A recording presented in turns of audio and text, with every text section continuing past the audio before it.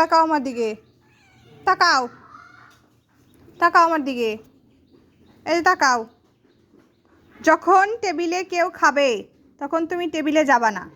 আর যদিও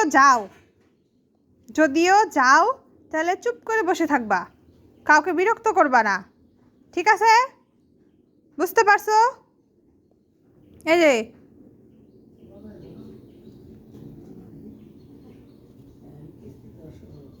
বুঝতে পারছো আমার কথা?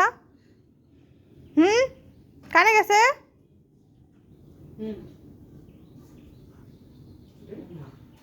চুপ কেন তুমি?